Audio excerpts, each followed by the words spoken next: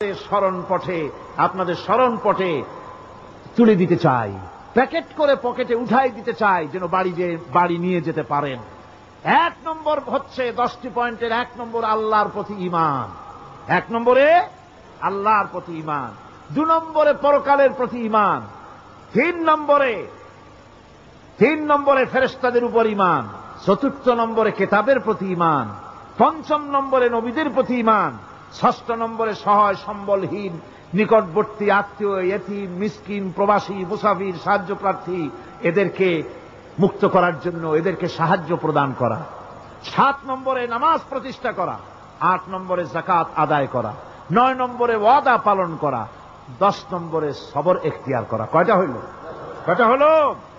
এই 10টি কাজ যদি আমরা পালন করতে পারি, বিপদে মুসিবতে ধৈর্য ধারণ করতে পারি, যত মুসিবত আসুক, আসলে এগুলি কিছু না। মুসিবত আল্লাহ টেস্ট করবেন, মুসিবত দিয়া আল্লাহ টেস্ট করেন। দেখা যায় যে ওদের শক্তি খুব বেশি, চোখে আপনি দেখতে পারেন, কিন্তু আল্লাহ বলছেন ইন্না কায়দা শায়তানে কানা দাঈফা।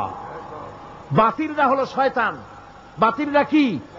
আর ওদের চক্রান্ত আসলেই দুর্বল, এদের চক্রান্ত আসলে কি? দুর্বল। কাজেই এগুলিকে ভয় করা যাবে না। বিপদে মুসিবতে ধৈর্য ধারণ করে যদি অগ্রসর হওয়া যায়, তো আল্লাহ রাব্বুল আলামিন এই 10টি পয়েন্ট যদি আমল করা যায়, দুনিয়ার শান্তি পাবো, আখিরাতেও শান্তি পাবো। যত মুসিবত আসুক, বিপদ আসুক, ধৈর্যের সাথে মোকাবেলা করতে হবে। ধৈর্যের অর্থ কি? আমি আগেই বলেছি, ধৈর্যের অর্থ হচ্ছে অবিচলতা, দৃঢ়তা, বরদাস্ত করা, সহিষ্ণুতা, ধীরতা, স্থিরতা। ধৈর্যের অর্থ এটা নয় একজন একটা থাপ্পড় মারলো আর আপনি বলবেন যে বাবা ব্যথা পাইছো নাকি, তাহলে আরো একখান থাপ্পড় দিয়া দাঁত আমার সবগুলো ভালাই দেয়। এর নাম ধৈর্য নয়। ধৈর্য হচ্ছে পরিস্থিতির মোকাবেলা করতে হবে সাহসিকতার সাথে, এর নাম হচ্ছে ধৈর্য। ওই যে আমি একটা দৃষ্টান্ত দিয়ে থাকি, এক সাপ একবার মুরিদ হয়েছিল এক পীর সাহেবের কাছে। পীর বলছিলেন যে না, আমি তো এইসব সাপ টাপ মুরিদ বানাই না। কয় না হুজুর, আমারে বানান। তারপরে মুরিদ বানায় কিছু অজিফাতারে শিখাই দিল আর বলল খবরদার কাউকে দংশন করবে না। ঠিক আছে, সে যায়া জিজ্ঞাসা শুরু করে দিয়েছে। এর মধ্যে জমিনে রাখাল আসছে, ধান কাটছে, ধানগুলো নিবি কি করে, দড়ি দাড়ি পাচ্ছে না। তো কি করা যায়, বানবে কি দিয়া? সন্ধ্যার পরে অন্ধকারে দেখে যে দড়ি একটা পড়ে আছে। ও যে কি দড়ি তা তো ওরও বুঝে নেই। ওইটারে নিয়া ধানরে ফেসাইয়া লেজ দিয়ার মাথা দিয়ে এরকম করে বাসেটারে দিয়ে বাঁধছে। সাপ তখন বলতেছে হায় হায় রে, কেবল যে মুরিদ হইছি, তা না হলে তুই ঠিক পাইছি যে আমি কি ধরনের দড়ি। এরপরে নিয়ে বাড়ি নিয়ে ভালাই দিয়েছে, ওটারে খুলে সাপটার ঘাড় গেছে মস্কিয়া। বহুত কষ্ট করে হুজুরের বাড়ি গিয়ে হাজির। কয় যে হুজুর কি একখান জিকের শিখাইলেন, আমার তো ঘাটটার মুসকে শেষ। আশ্চর্য কথা, কত মানুষ মুরিদ হইল, কত কিছু মুরিদ হইল, কারো তো জিকের করলে ঘাড় মস্কে যাবে কেন? এটা কেমন কথা? কয় হুজুর ঘটনাই। আরে বেটা ঘটনা এইটা, তুই কি করছিলি? কয় যে আপনি যে নিষেধ করছেন দংশন করতে, আমি তো দংশন করতে পারিনি। আরে বেটা, দংশন করতে নিষেধ করছিলাম, ফোঁস করতে তো নিষেধ করি নাই। তোরে যখন দড়ি মনে করে হাত দিছিল, ফোঁস করে উঠতি, ওই রাখা লাভ দিয়া বর্ডার পার হইয়া দিল্লি চলে যেত। কাজী ধৈর্যের মানে শীত হয়ে পড়া না।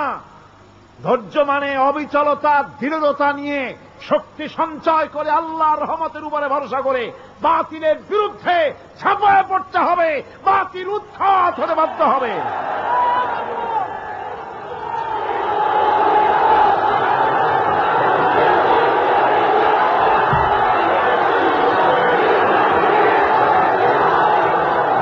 ভাইরা আমার,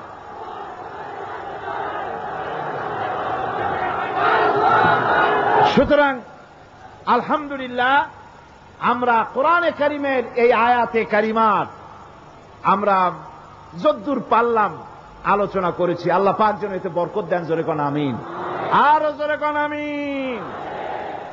মোনাজাতের জন্য বসেন, এক্ষুনি মোনাজাতের জন্য দাঁড়ানো ভাইরা সব বসে পড়েন। আল্লাহুম্মা আমিন। রব্বানা যালামনা أنفسنا وإن لم تغفر لنا وترحمنا لنكونن من الخاسرين ربنا لا تزغ قلوبنا بعد إذ هديتنا وهب لنا من لدنك رحمة إنك أنت الوهاب আয় আল্লাহ তাআলা, এই বিশাল জনসমুদ্র নিয়ে তোমার দরবারে হাত তুলেছি পবিত্র মেরাজের রজনীতে। আয় আল্লাহ, তুমি দয়া করে মেহেরবানি করে আমাদের আলোচনা, দুরুদ সালামের সওয়াব আমাদের বিশ্ব নবী তোমার প্রিয় হাবিব জনাবে মুহাম্মদ রাসূলুল্লাহ সাল্লাল্লাহু আলাইহি ওয়াসাল্লামের রূহ মুবারকে পৌঁছায়া দাও।